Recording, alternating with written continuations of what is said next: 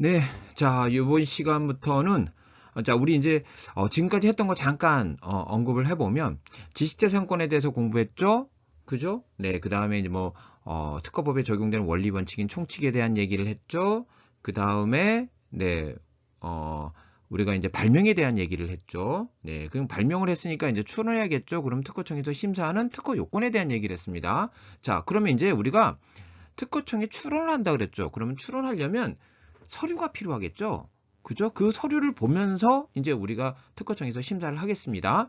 그러면 그런 출원 서류는 어떤 게 있고, 예, 어떤 걸로 구성이 돼 있고, 그런 서류는 어떻게 작성되고, 만약에 그거 서류에 관련해서 그러면 어떤 심사가 이루어지고 있는지, 자, 이런 것들을 이제 공부해 보도록 하겠습니다.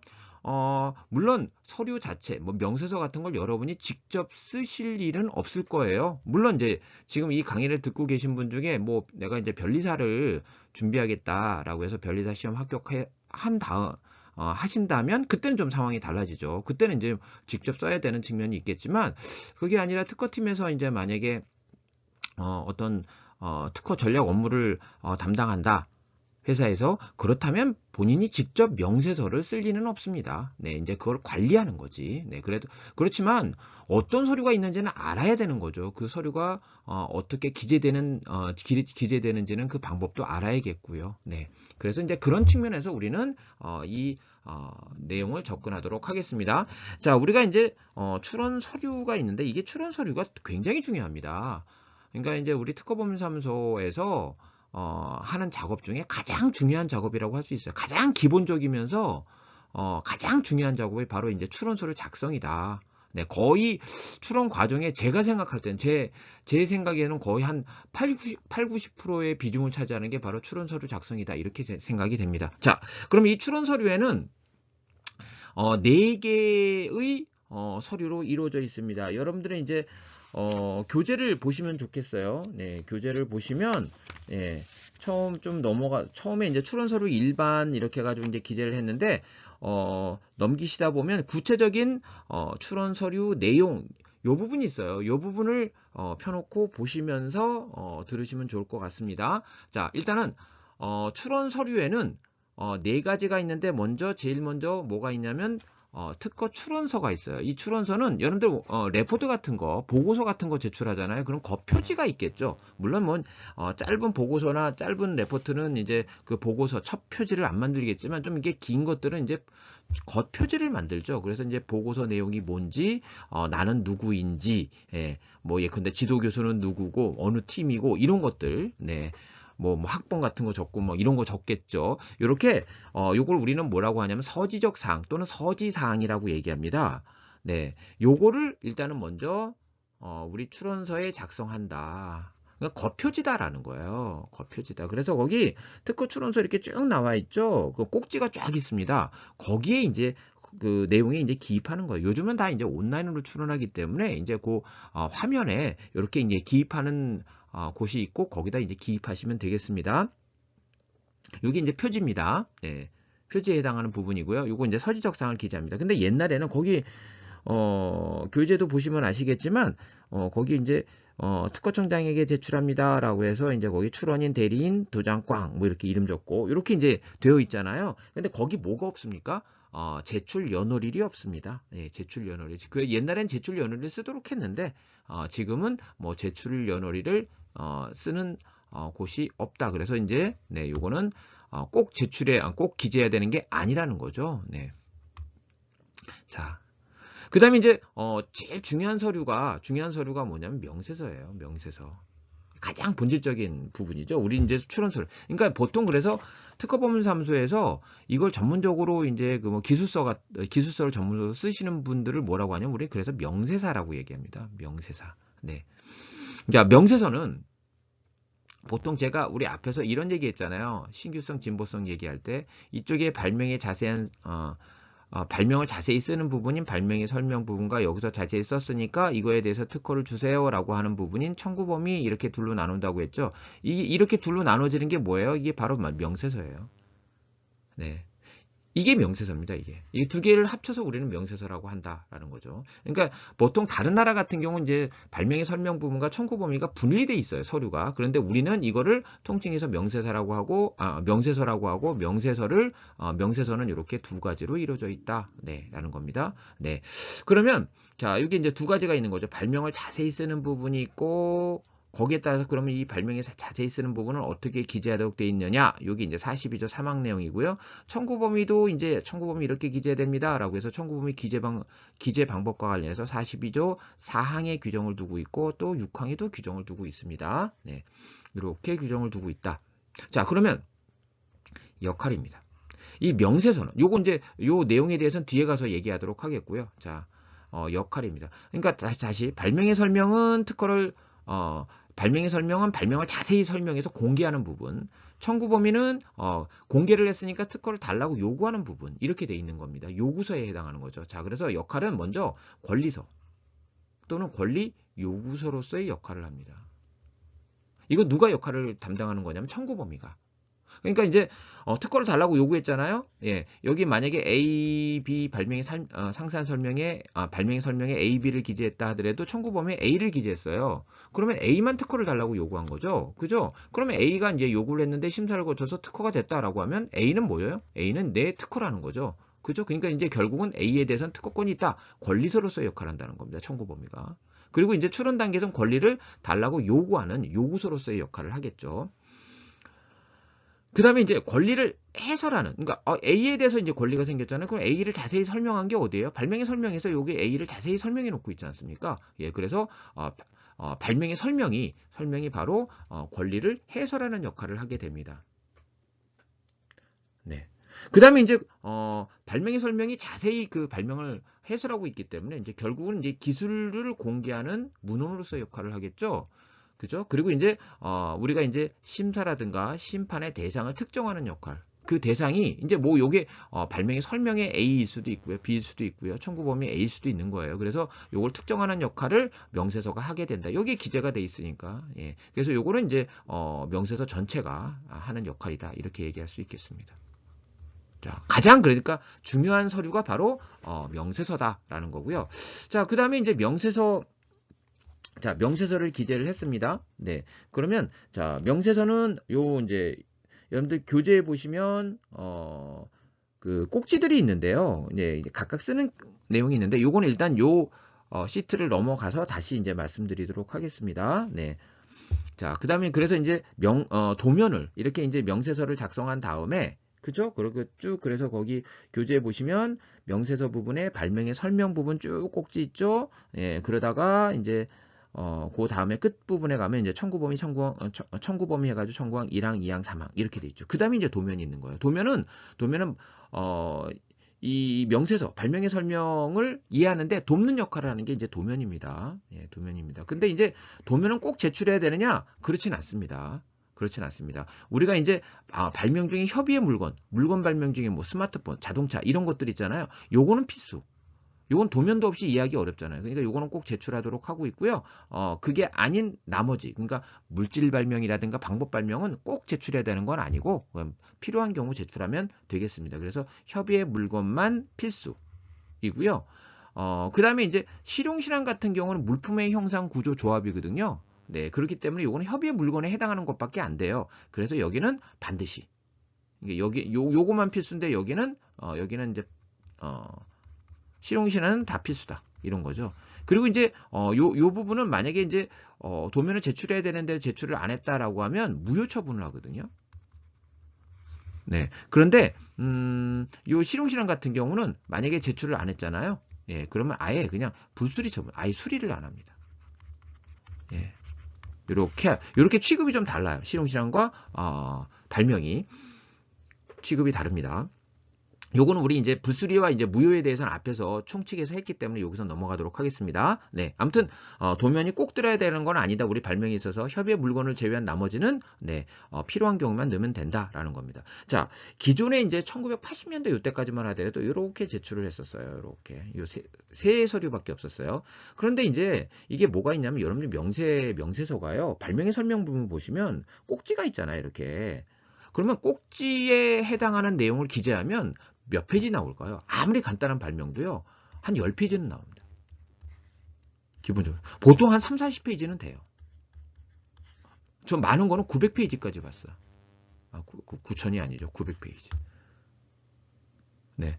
그러니까 이 명세서가 어마어마하게 길 수 있어요. 그러니까 이게 3, 40페이지라 하더라도 보통 3, 40페이지 정도 되는데 3, 40페이지라 하더라도 이건 상당한 분량이지 않습니까? 그죠? 근데 우리가 기술 정보용으로 이런 발명이 지금 출원됐구나, 이런 발명이 공개됐구나 이러고 아는 데 있어서 그 많은 내용들을 다 읽을 수는 없잖아요. 그죠? 네, 정보 조사하는 데 있어서. 그래서 우리가 이제 다른 사람들이 이제 우리가 정보를 제공하는 거잖아요. 그죠? 네, 그래서 기술 정보용으로서 우리는 간단하게 이 30페이지, 40페이지를 다 읽을 수 없으니까 그 수도 없이 관련된 발명들을 다 읽을 수 없으니까 이 발명이 무슨 내용이구나 알 수 있는 요약서를 제출하도록 합니다. 요약서. 여기 이제 논문에서 보면 앱스트랙트 부분이에요. 네. 이거는 그래서 기술 정보, 이 발명의 내용이 이런 거군요라고 이해하도록 하기 위해서 이 요약서를 제출하는 거지, 이 요약서를 가지고 보호 범위를 정하는 기준이 되지는 않습니다. 네.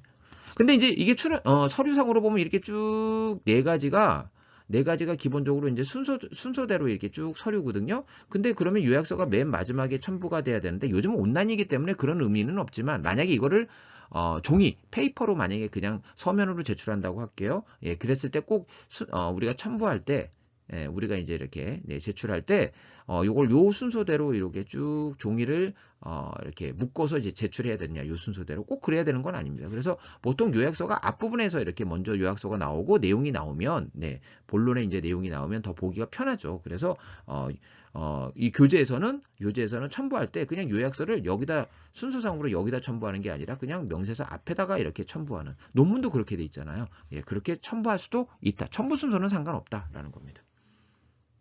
그리고 이제 요약서에는 요약 부분이 들어가 요게 한 10줄 내지 한 20줄 정도 들어가고요. 네. 그리고 이제 대표도, 도면이 이제 첨구한 그 도면이 도 1부터 해가지고 도 만약에 10까지 있다고 하겠습니다. 네. 그런데 이제 요약서에는 뭐가 들어가냐면 이 도면 중에 가장 대표하는 도면. 이게 꼭 도 1인 건 아니에요. 예, 이게 도 4 이런 식으로 나올 수도 있습니다. 그 대표도를 여기다가 이제 첨부를 하는 거죠. 예, 꼭 도면 자체를 첨부하지 않고 그냥 도 4 이런 식으로 이제 표시해도 그건 상관은 없습니다. 네. 이렇게 이제 구성이 돼 있다라는 겁니다. 네.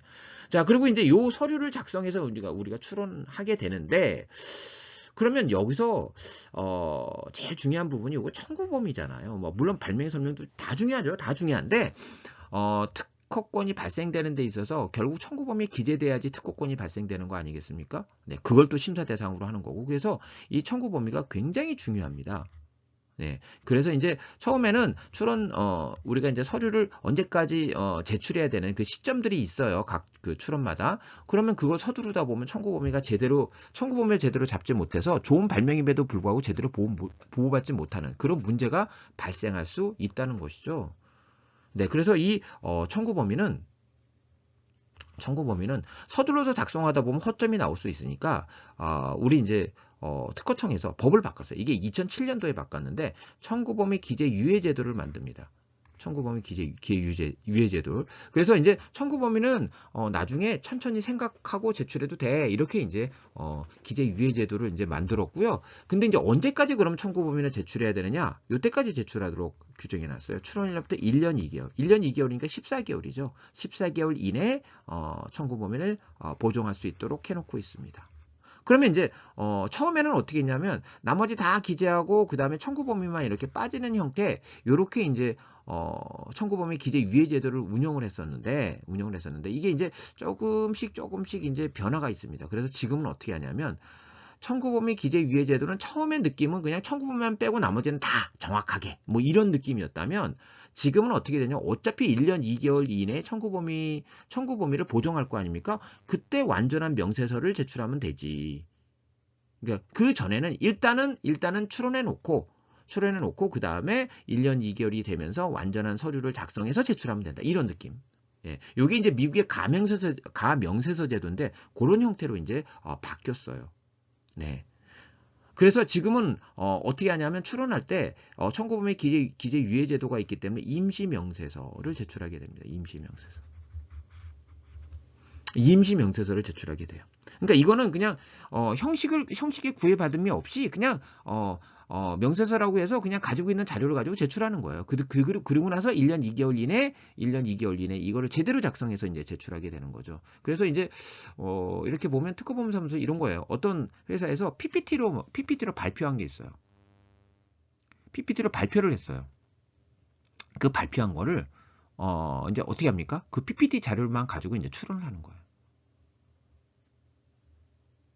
PPT 자료만 가지고 출원을 해놓고 그 대신 이제 1년 2개월 이내 제대로 작성해서 이제 출원을 해야 되는 거죠. 아니 제대로 명세서를 작성해서 다시 이제 보정을 해야 되는 거지만 일단은 그냥 PPT 작성해 놓은 거 가지고 출원하는 거죠. 그러면 이제 출원 일자를 확보해 놓을 수 있으니까. 그래서 이제 요즘은 그런 방법들을 많이 선택합니다. 그래서 일단 PPT로 작성했다? 그러면 이제 그 PPT로 작성한 걸 가지고 이제 제출을 하고, 그 다음에 서류는 이제 청구 범위를 어떻게 잡을지 이런 것들을 고민하면서 이제 완전한 서류는 1년 2개월 내는 이런 형식을 취하게 됩니다. 자, 그리고 이제 우리 특허청이 굉장히 너그러졌어요. 그래서 요즘은 또 이제 그 외국에 먼저 출원해서 특허를 받는 게 더 중요한 우리나라 이제 출원일이라 하더라도 경우도 있고, 외국인 같은 경우는 이제 외국에서 먼저 출원했을 거 아닙니까? 그래서 출원을 조금 더 좀 쉽게 할 수 있도록 하기 위해서 지금 명세서를 만약에 영어로 작성해 놓은 게 있어요. 그러니까 다른 지금 현재는 언어는 안 됩니다. 영어로 작성해 놓은 게 있는데 그 영어로 작성해 놓은 걸 이제 출원을 하려고 할 때 원래는 어떻게 되냐면 번역문 이게 이제 우리나라 명세서로 번역을 해서 우리나라 명세서로 작성해서 이제 제출을 해야 되지 않습니까? 그런데 요걸 갖다가 지금 현재 출원을 좀 용이하도록 하기 위해서 영어로 작성해 놓은 게 있다. 현재는 지금 다른 언어는 안 됩니다. 영어로 작성해 놓은 게 있다. 그러면 내가 외국어 출원합니다. 영어로 출원합니다. 라고 표시만 하면 여러분들 우리 아까 보자고 했던 우리 구체적인 출원 서류 내용에서 보시면 거기 어디 있냐면 중간에 출원 언어 해가지고 국어, 영어 두 가지만 있죠? 거기 중간쯤에 보시면 특허 출원서 중간쯤에 보시면 거기다 이제 영어에다 체킹하면 돼요. 그러면 이제 영문 명세서 가지고 이제 출원을 할 수 있다. 역시 그 다음에 이제 영어로 이제 심사한다는 거 아니죠. 우리는 모국어가 있으니까. 그래서 이거는 출원을 편하게 하기 위해서 영어로 작성해 놓은 게 있으면 이거 가지고 출원을 인정한다는 거지. 그렇다고 해서 영어로 심사해서 영어로 공개하고 영어로 권리를 준다는 건 아닙니다. 그렇기 때문에 이건 나중에 우리나라 언어로 국어로 이제 번역문이 들어오긴 해야 돼요. 언제까지 들어와야 돼요? 뭐 기간을 달리할 이유가 있겠습니까? 출원일로부터 1년 2개월, 14개월 이내에 이 외국어 출원에 대해서도 영문 번역문을 제출을 해야 된다라는 얘기입니다. 자, 그러면 이제 우리가 이제 발명의 설명에 꼭지가 있잖아요. 그래서 이제 전체적으로 발명의 설명을 여러분들이 작성하지는 않겠지만 대부분 분들이 작성하지는 않겠지만 최소한 어떤 흐름 속에 작성된다는 걸 알면 여러분이 이제 업무를 하시는데 도움이 될 것 같아서 간단하게 전체적인 흐름을 좀 알려드리도록 하겠습니다. 자, 요게 이제 쭉 전체 꼭지입니다. 이게. 이 꼭지를 채워나가는 거예요. 이제 서류를 작성할 때 우리가 뭐 소설책 쓰는 건 아니잖아요. 기술서를 쓰는 거니까 이렇게 써야 될 내용들이 있다. 라는 겁니다. 자, 그러면 이제 요걸 쭉 이런 내용을 씁니다. 라고 얘기했을 때, 좀 너무 추상적일 수 있으니까 한 가지 누구나 알 수 있는, 대상을 갖고 이제 그걸 발명이라고 해서 이제 우리가 요 꼭지 내용을 말씀드리도록 하겠습니다. 저는 그 강의할 때, 제가 이제 한국 사회에서 가장 아마 많이 쓴 사람 중에 한 사람일 것 같아요. 마커입니다. 제가 이제 변리사학원에서 강의할 때 진짜 마커는 제 손에서 떠날 일이 없었던 것 같아요. 그래서 그러다 보니까 이제 마커에 대한 좀 이렇게 친근감도 있고요. 마커가 갖고 있는 단점도 있고, 단점도 이제 조금 더 정확하게 느낄 수 있고 이런 거 있어서 그냥 마커를 가지고 새로운 마커를 만들었다고 했을 때 이 마커를 가지고 추론한다고 생각해 보겠습니다. 이쪽에다 쓸까요? 이제 마커입니다. 마커. 자, 대상은 마커입니다. 대상을 마커. 자, 그러면 먼저 발명의 설명은 어떤 걸 쓰냐면 명칭을 써야겠죠. 명칭은 카테고리가 다 포함된 물건이면 물건, 방법이면 방법이 다 포함된 표현으로서 이제 간명하게 적어야 돼요. 그 다음에 이제 기술 분야를 적습니다. 예, 이 발명은 어디 어디에 관한 것이다 라고 이제 적는 거죠. 예, 그렇죠. 예. 그게 이제 뭐 마커에 관한 것이다. 예, 이렇게 적는 겁니다. 뭐 짧으면 한 두세 줄, 길면 뭐 일곱 여덟 줄 정도. 네, 그러니까 더 상세하게는 더 자세하게는 뭐 이런 식으로 해가지고 더 덧붙일 수가 있습니다. 그러니까 마커에 관한 것이다. 요거 쓰는 부분이에요. 네. 그리고 이제 그 다음에 발명이 배경이 되는 기술 있죠. 그죠? 요거는 이제 요게는 이제 뭘 쓰는 거예요? 요건 마커에 관해 쓰는 거예요. 마커는 언제부터 쓰게 됐고 지금 현재 마커가 지금 이 필기 도구 중에서 어느 정도 이제 위상을 갖고 있고 이런 것들에 대해서 쭉 쓰는 겁니다. 마커에 대해서 쓰는 겁니다. 네. 그러면서 이제 이 마커와 관련된 선행 기술 문헌을 적는 거예요. 그래서 이제 특허 문헌도 있고 비특허 문헌, 네, 어떤 논문 같은 거 이런 거 있을 수 있겠죠. 그러면 이제 여기에 대해서 정보를 기재하는 것이고 아주 자세히 기재하도록 하고 있습니다. 뭐 페이지까지, 예, 면수까지도 이제 기재하도록 하고 있습니다. 네. 근데 이제 여기서 만약에 이게 이제 만약에 그 개척 발명이에요. 개척 발명이면 사실 선행 문헌이 없잖아요. 그죠? 그럴 때는 여기다가 이제 배경이 되는 기술에다가 뭘 적는 거예요? 아, 이거 개척 발명이다. 그래서 선행 문헌이 없다. 뭐 이런 것들에 대해서 이제 기재는 해줘야 된다. 이 아무리 선행 기술 문헌이 없다고 해서 이 발명의 배경이 되는 기술란을 네, 깨끗이 비워두면 안 됩니다. 반드시 기재를 해줘야 된다라는 거예요. 네. 자, 그럼 여기까지가 서론 부분입니다. 서론. 아직 본격적으로 발명에 대한 얘기는 안 했어요. 예, 발명 주변 얘기를 했지. 우리가 보통 이제 요즘이야 뭐 편지 같은 거 안 쓰는데 편지 쓴다 그러면 이제 이런 거 있잖아요. 오늘 날씨가 좋네. 뭐 추웠는데 이제 날씨가 풀렸네. 곧 봄이 올 건가 봐. 뭐 이런 거 쓰잖아요. 그래놓고 이제 본론에 들어가죠. 내가 편지 쓴 건 다름이 아니라 돈 좀 꿔줘. 뭐 이런 느낌이죠. 네. 그러니까 이제 여기서부터 이제 돈 좀 꿔줍니다. 자, 지금 여기까지 이제 종래 이제 마커에 대한 얘기를 했잖아요. 그죠? 그죠? 그러면 이 마커가 갖고 있는 문제점이 있을까요? 있어요. 네, 그래서 자, 문제점. 이 종래 마커의 문제점입니다. 이게 지금 새로운 마커들은 이제 그런 것들이 이제 개선이 돼 있어서 이제 요거는 그냥 처음에 나왔던 마커 있죠? 네. 그 형태를 갖고 그 마커 그 처음 나왔던 그 마커에 대한 문제점으로 말씀을 드리도록 하겠습니다. 뭐가 있냐면 일단은 휘발성이 강해요.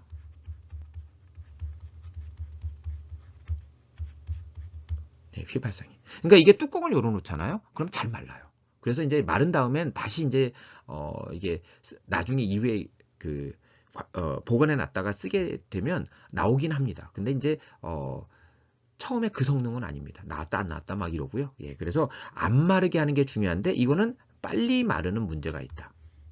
네. 두 번째는 뭐냐면 여러분 옛날 마커 생각하시면 뒤에 이제 뚜껑이 있으면 뒤에 이렇게 꽂도록 돼 있잖아요. 근데 그게 헐고 오면요 빠지게 돼 있어요. 왜냐면 뒤에 이제 꽂는 부분이 이제 밋밋해 가지고.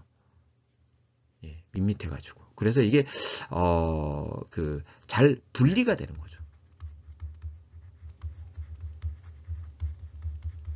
이게 문제예요. 이게 문제점으로 이제 대두해 놓겠습니다. 그러면 이제 자 종래 배경 기술이 이런 문제점이 있다. 그러면 자 이제 본격적으로 발명이 들어갑니다. 이제 발명의 내용인데 이 발명의 내용은 이렇게 세 가지 꼭지로 이루어져 있거든요. 이렇게 이제 세 가지 꼭지로 이루어져 있긴 한데 만약에 이렇게 분리해서 이제 표현하기 어려운 경우에는 예, 분리해서 안 써도 돼요. 뭉뚱그려 써도 되는데 이왕이면 분리해서 쓰는 게 좋습니다. 자, 먼저 해결하고자 하는 과제인데요. 해결하고자 하는 과제는 뭐냐면 그 발명이 갖고 있는 문제점을 기재하는 건데요. 자, 이 부분이 그렇게 또 엄격하진 않아서 사실은 그래요. 배경 기술 얘기했고 여기 해결하고자 하는 과제 종래 마커의 문제점을 기술하는 거예요. 휘발성이 강하다, 뭐 분리 가능성이 크다. 이렇게 기재하는 건데 보통 이제 특허부문 사무소에서 이 부분을 어떻게 많이 기재하냐면 도리어 문제점을 이 위쪽에다가 배경기술 얘기하면서 이런 문제가 있다. 이걸 여기다 기재하고요. 막상 해결하고자 하는 과제는 여기서 얘기한 그 문제점을 하기 위해서 이렇게 할 거다라는 것들을 쓰게 되는 거예요. 네. 이제 이런 문제점이 있어서 이런 문제점을 극복하기 위해서 나는 발명을 했다. 이런 내용을 쓰는 겁니다. 예. 네. 그렇게 이제 일반적으로 씁니다. 일반적으로 씁니다. 근데 원래 취지에서는 조금 벗어나서 그렇게 쓰는데 뭐 그게 특별히 그 부분에 대해서 특허청이 지적하거나 뭐 바로 잡으려고 하고 있고 뭐 거절하려고 하고 있고 이러지는 않는다라는 겁니다. 네. 자, 그래서 이제 여기서 이제 이런 문제점을 쓰는 거예요. 그러면 이제 이 문제점을 해결하기 위해서는 어떻게 해야 돼요? 발명을 이렇게 하면 된다. 그러니까 기존의 발명은 A, B, C인데 A, B, C로 하면 이게 이제 문제가 생기니까 A, B, D로 하면 된다. 네, 뭐 이런 식으로 이제 과제 해결 수단을 쓰는 거예요. 이거는 청구범위에 기재되어 있는 내용으로서 간략하게 쓰는 거예요. 네, 이거를 뭐 이렇게 자세하게 이제 쓰는 부분은 아닙니다. 네, 청구범위에 있는 기재 내용을 가지고 이제 쓰면 돼요. 그러면 이제 이렇게 이제 자, 그 수단을 정했다면 그러면 이렇게 했을 때 그럼 어떤 효과가 있을까라는 걸 여기다 적는 거예요. 그래서 이제 뭐 어떻게 하겠습니까? 뭐 이제 배합 비율을 바꾼다든가.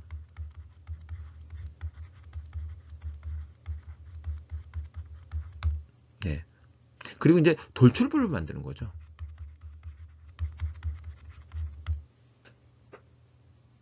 그죠? 네. 요게 이제 해결 수단입니다.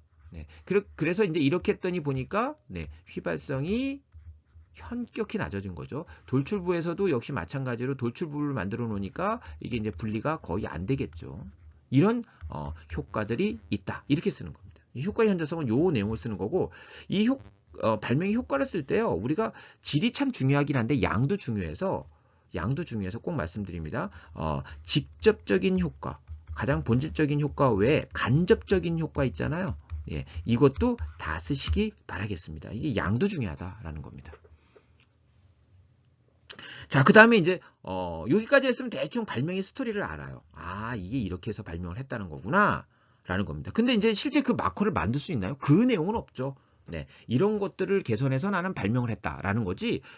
여기까지 기재된 내용 가지고 마커를 만들라 그러면 못 만듭니다. 네. 자, 그래서 이제 그 다음에 나오는 꼭지가 뭐냐면 이제 도면이 들어가는 경우에요. 도면이 들어가면 도면에 간단한 설명이 들어갑니다. 그래서 도일은 뭐고 도인은 뭐고 도삼은 뭐고 이걸 먼저 얘기해 놓고 그 다음에 발명의 실시를 위한 구체적인 내용. 그래서 이제 실제 어떻게 이걸 만드는지 이런 것들에 대해서 자세히 쓰는 부분입니다. 가장 넓은 부분이고 이 안에는 이제 이런 내용이 들어간다는 거죠. 이제 실시에가 들어간다는 겁니다. 실시에. 실시에는 이제 실제 실시했던 또 이제 이거를 비교하기 위해서 비교해 또 이걸 응용한 뭐 응용예 뭐 이런 것들이 이제 들어갈 수가 있겠습니다. 네. 자, 그다음에 이제 요거는 이제 여기까지가 사실 본질적인 이제 명세서의 내용이고요. 그다음부터는 해당되는 경우가 있으면 쓰면 돼요.